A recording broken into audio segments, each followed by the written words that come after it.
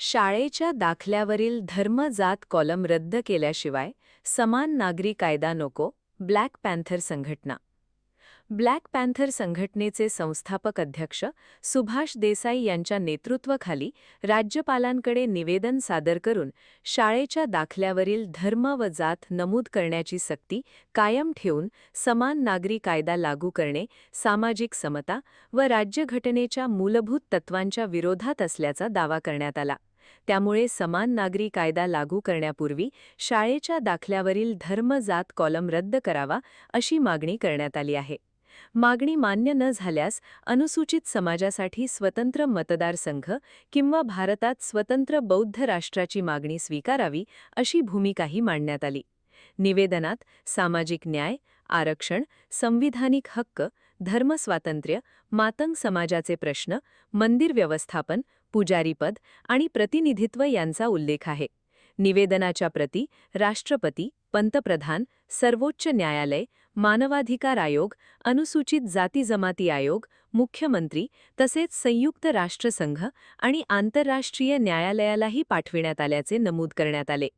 महान कार्य न्यूजसाठी प्रकाश ऐणापुरे, चंदगड. महाराष्ट्र सरकार समान नागरी कायदा आणण्याचा घाट घालत आहे. आम्ही ब्लॅक पॅन्थर पक्षाच्या वतीनं आणि आंबेडकरी चळवळीच्या वतीनं शाळेच्या दाखल्यावरील धर्म आणि जात हा कॉलम रद्द केल्याशिवाय समान नागरी कायदा आणू नये. जर त्यातूनही समान नागरी कायदा जर आणत असाल तर डॉक्टर बाबासाहेब आंबेडकरांनी पुणे करारामध्ये स्वतंत्र मतदारसंघाची मागणी केलेली होती. त्या पद्धतीनं स्वतंत्र मतदारसंघ द्यावा किंवा स्वतंत्र भारतामध्ये आम्हाला बौद्ध राष्ट्र द्यावे. मुळात या भारतामध्ये 6743 जाती आहेत. या जातीमध्ये देखील अनेक पोटजाती आहेत, अनेक धर्म आहेत.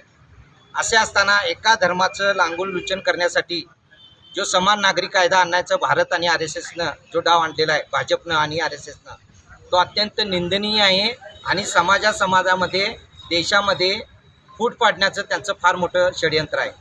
मुळात या देशामध्ये भारत माझा देश आहे, सारे भारतीय माझे बांधव आहेत अशा संविधानानं सांगितलेलं असताना देखील जो हिंदू राष्ट्राचा जो मुद्दा आणत आहेत आणि त्या हिंदू राष्ट्रानुसार समान नागरी कायद्याचं जे षडयंत्र दाखवलं जात आहे ते अत्यंत चुकीचं आणि निंदनीय आहे. मुळात ब्राह्मण स्वतःला हिंदू म्हणत नाहीत.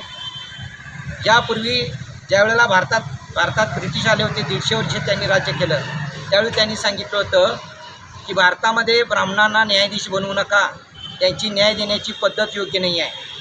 याच पद्धतीनं ज्यावेळेला जिजिया कर लादण्यात आला होता त्यावेळेला या ब्राह्मणांनी सांगितलं की आम्ही हिंदू नाही आहोत, त्यामुळं आम्हाला जिजिया कर लावू नका.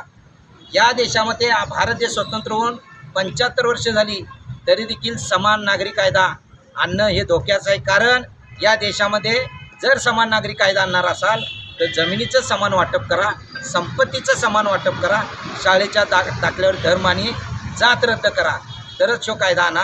अन्यथा आम्हाला स्वतंत्र डॉक्टर बाबासाहेब आंबेडकरांची, पुणे कराराची आणि स्वतंत्र बौद्ध राष्ट्राची मागणी नाविलाज असो करावी लागते. आम्ही या देशामध्ये भाजपचं जरी सरकार असलं तर त्यांनी सामाजिक न्याय संविधानानुसार चालवलं तर आम्ही त्यांना जरूर पाठिंबा देऊ. परंतु चुकीच्या पद्धतीनं त्यांनी जर राज्य चालवायचा प्रयत्न केला तर आम्ही डॉक्टर बाबासाहेब आंबेडकरांच्या म्हणण्यानुसार अन्याय करणाऱ्यापेक्षा अन्याय सहन करणारा गुन्हेगार असतो, या तत्त्वानं आम्ही तो अन्याय कधीही सहन करणार नाही.